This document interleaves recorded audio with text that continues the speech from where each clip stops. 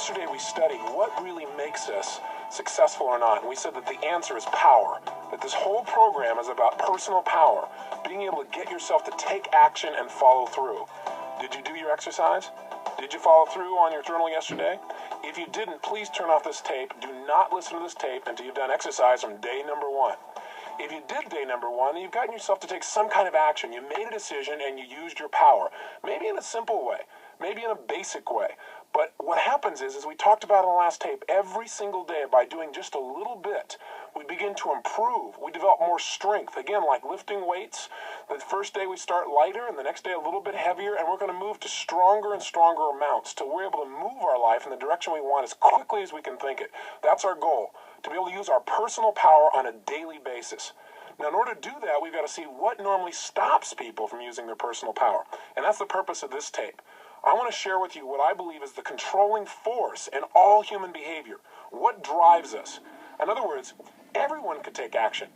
Literally, if it's that simple, if all it takes to succeed is the ability to know what you want, take action, know if it's working, and keep changing until you get what you want, how come everybody doesn't do it? The reason is fear. And the fear is usually fear of failure or success or rejection. But the real word I would use for this thing we're afraid of is pain. I believe that every single person on this earth is driven by 2 forces. Number 1, their need to avoid pain. And number 2, their desire to gain pleasure. Those 2 twin forces are the drive behind all human behavior. So let me ask you a question. My guess would be this isn't the first set of self-improvement tapes that you've invested in your lifetime. Did you really use the last set you invested in?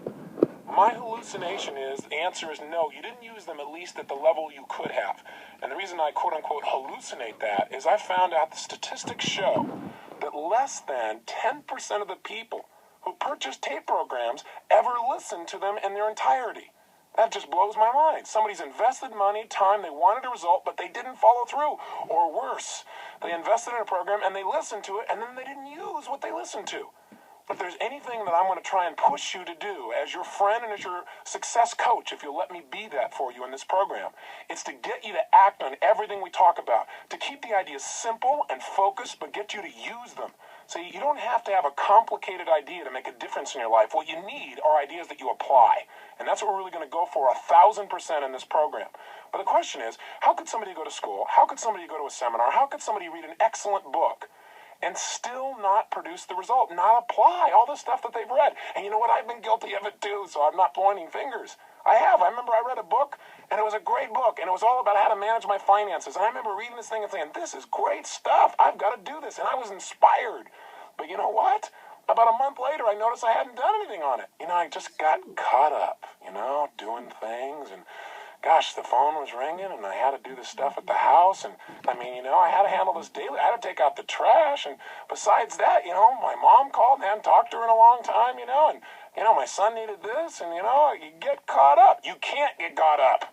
What you've got to do is you've got to use your power and get yourself to follow through. So let me give you an assignment, and then tomorrow we're going to show you how to make changes rapidly. But let's make some changes right now, okay? Take out your journal. I want you to write down 4 actions that you need to take in your life that you've been putting off. Now, I know you made some decisions a day or so ago, but I want you to look at 4 more things. What are 4 actions that you need to take? Maybe you need to lose some weight. Maybe you need to stop smoking. Maybe what you need to do is need to make a phone call you haven't followed through on. Maybe it's initiating a new job interview for you. Maybe what it is communicating to somebody that you really, really are attracted. Or maybe it's you're in a relationship with somebody and you haven't communicated how much you really love them in a long time, real directly. You're kind of taking it for granted. I don't know what it is. But I want you right now to write down what are 4 actions that you could take immediately that you've been putting off. You know you should take, but you haven't done it. Again, make these 4 different than the ones you already did yesterday. Don't go, oh, I did 2 of them yesterday, so that means I have to do 2 more today. No, remember I said each day we're going to do a little more? We're going to increase the weights. We're going to develop more muscle, more will, more power. That's what we're doing right now. So you're going to write down 4 new actions, right? 4 simple actions that you're going to take. And then what I want you to do is I want you to be honest with yourself. I want you to write down under each action that you've not taken, that you know you should. I want you to write down what is the pain that you associate that's kept you from taking action in the past. Let's just get clear.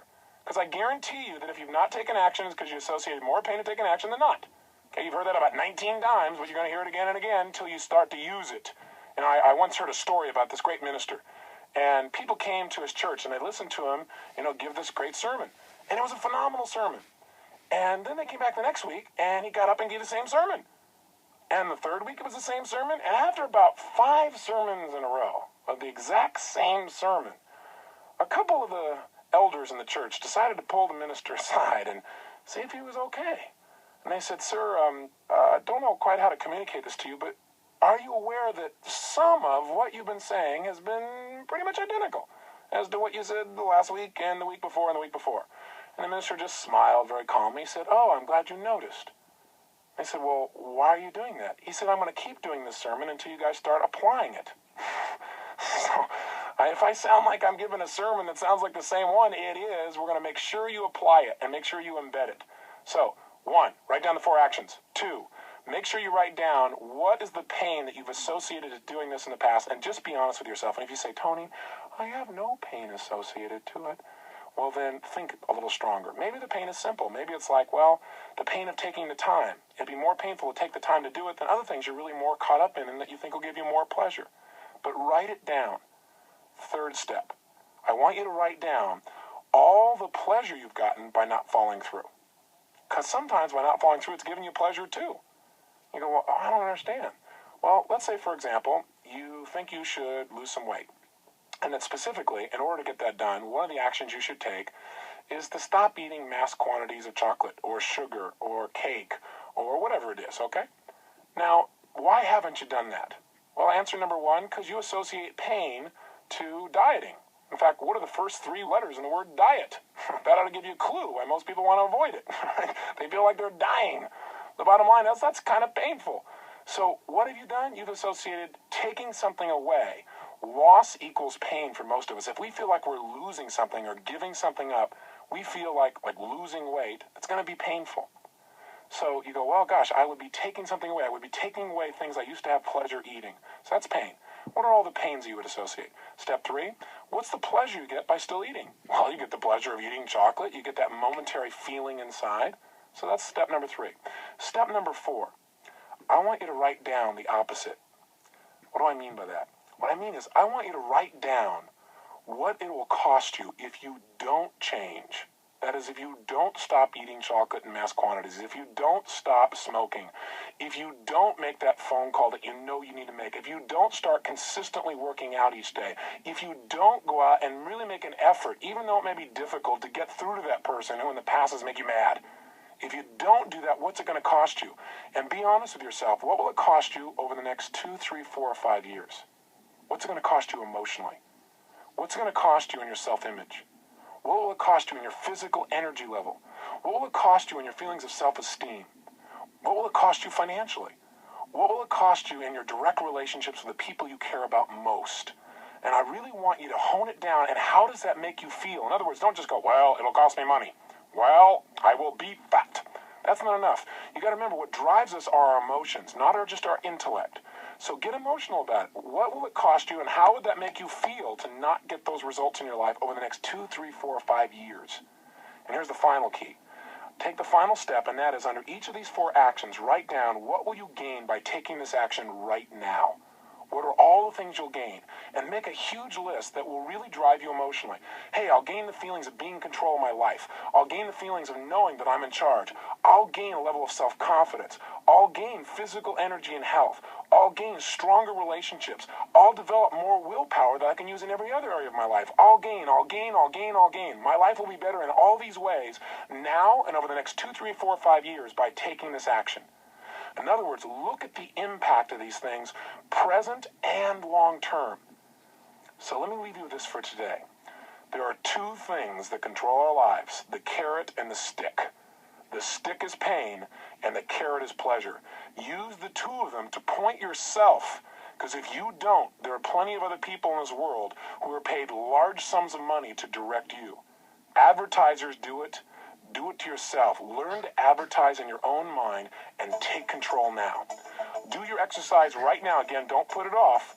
Go through these 5 steps right now. Don't wait. Don't put it off. Do it immediately. Don't say I'm going to do it later in the day. Please do it right now, and I'll see you tomorrow. Have a great day and live with passion.